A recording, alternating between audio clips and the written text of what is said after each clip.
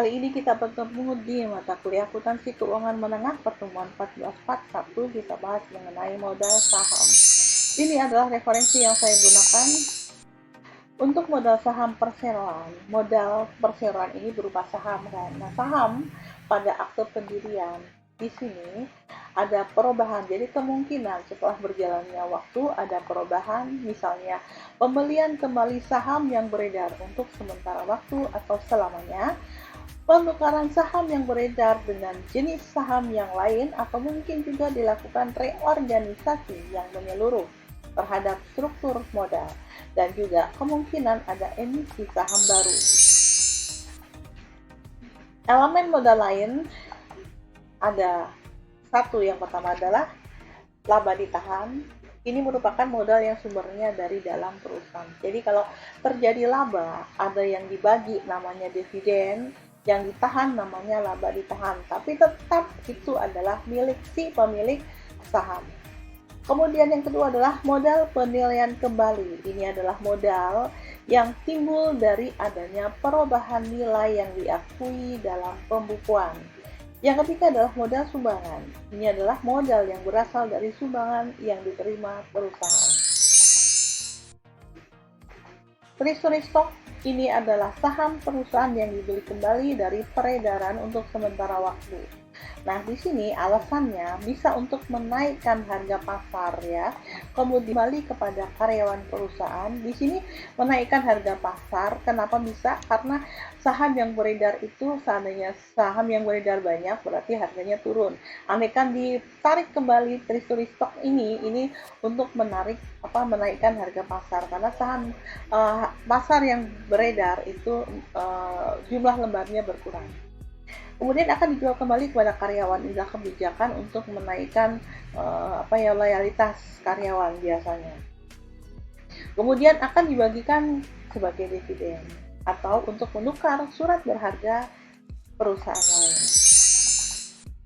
Metode pencatatannya ada metode nominal, satunya lagi metode harga perolehan. Nah, ini kalau metode nominal, treasury stock dipandang sebagai penghentian peredaran pembagian saham yang beredar. Jika treasury stock dijual lagi, maka penjualannya dianggap mencari pemegang saham baru. Cara pencatatan treasury stock yang pertama, di sini ada dua cara, dengan mendebit rekening modal saham. Yang kedua, dengan mendebit rekening treasury stock, dan saldonya dilaporkan mengurangi modal saham beredar dalam neraca. Untuk metode harga perolehan, ini sudah kita bicarakan sebelumnya ya. Pembelian treasury stock dianggap sebagai tambahan terhadap elemen modal yang belum ditentukan penyelesaiannya. Nah, di sini saldo rekening treasury stock akan dikurangkan pada modal perusahaan, jadi mengurangi jumlah modal. Kita masuk ke contoh langsung ya. Di sini ada dua cara, mendebit rekening modal saham, yang kedua adalah mendebit rekening treasury stock. Nah, yang pertama, misalnya tahun 2019 terjadi penjualan 1000 lembar saham, nominalnya per lembarnya Rp1.000 dengan harga Rp1.200. Kalau kita mendebit rekening modal saham ya. Kalau kita menggunakan mendebit rekening modal saham ini karena di sini penjualan, berarti yang kita tidak menarik modal, belum menarik modal saham ya. Jadi kasnya di sebelah debit di sini 1,2 juta dari 1000 lembar dikalikan dengan harganya, berarti ada 1,2 juta. Nah, di sini modal saham yang beredar 1 juta ya. Kelebihannya merupakan agio. Apabila dengan menggunakan cara ini untuk yang mendebit rekening treasury stock, ini juga sama karena kita belum menarik treasury stock tadi. Okay. Kemudian terjadi laba tahun 2019 150.000. Kalau rugi labanya tadinya pada saat di jurnal penyesuaian pasti di sebelah kredit. Nah, kemudian pada saat ada di jurnal penutup di sini ada rugi laba. Jadi dipindahkan rugi laba yang tadinya sebelah kredit debitkan. Nah, berpindah ke laba ditahan Rp150.000. Ini sama ya. Nah, bedanya di sini. Tahun 2020 terjadi pembelian kembali 100 lembar saham dengan harga 1.300 per lembar. Nah, di sini modal saham yang ditarik ini sebesar nominalnya, kalau kita menggunakan mendebit rekening modal saham, berarti yang didebit adalah modal saham. Oke, kas yang keluar ini 130.000 dari mana? Dari 100 lembar dikalikan dengan 1.300. Oke. Nah, agionya di sini, agionya kenapa 20.000? Dari mana? Kalau tadi 1000 lembar itu tadi agionya 200, kalau 100 lembar kan berarti 100 per 1000. Jadi ada 100 per 1000 dikalikan dengan 200 rupiah. 200.000 rupiah. Jadi ada 20.000 rupiah. Nah, sekarang kita bandingkan. Di sini debitnya ada 120.000, kreditnya ada 130.000. Berarti di sini laba ditahan, selisihnya merupakan laba ditahan. Jadi masuk akan mengurangi laba ditahan Rp1.000. Oke. Nah, apabila kita mendebit ini rekening treasury stock, berarti yang didebit adalah treasury stock ya. Kemudian kreditnya adalah kas karena kita menarik treasury stock. Oke.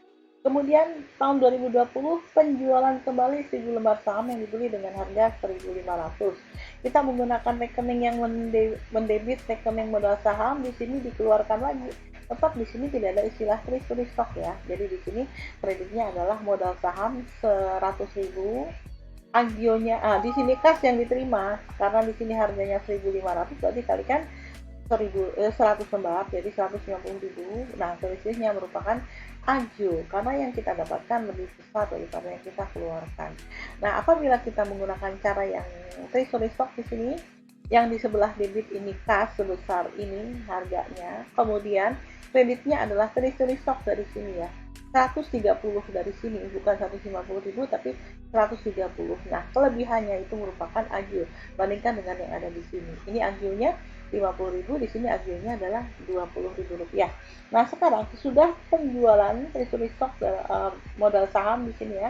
Setelah penjualan treasury stock ini modal sahamnya seperti ini. Jadi ada modal saham 1 juta. Kenapa 1 juta? Tadinya ini kan di sini dibeli 100 lembar, dijual lagi 100 lembar. Jadi tetap di sini modalnya sebesar nominal. Agio 230 dari mana? Di sini dari sini. 200 kredit, kemudian debitnya 20, kredit lagi ada 50.000. Jadi di sini agionya sebelah kredit Rp230.000. Nah, laba ditahan Rp140.000 dari mana? Kita lihat laba ditahan 150.000 di sebelah debit ya. Sebelah kredit. Kemudian di sini debitnya laba ditahan 10.000. Jadi tinggal ada Rp140.000. Jadi di sini modalnya menjadi Rp1.370.000 ya. Kalau di sini modal sahamnya sama, agionya kita dapat juga dari sini 200.000 kredit, kemudian ada agio di sini ada 20.000 rupiah. Jadi agionya totalnya ada 220.000 rupiah. Laba ditahan 150.000 rupiah di sebelah kredit. Kemudian karena di sini tidak ada debitnya, berarti full di sini 150.000 rupiah. Kita lihat di sini sama hasilnya ya. Oke, sampai di sini jumpa kita. Silakan Anda masuk ke fase yang kedua. Wassalamualaikum warahmatullahi wabarakatuh. Salam sejahtera untuk kita semua. Om Swastiastu, Namo Buddhaya, salam kebajikan.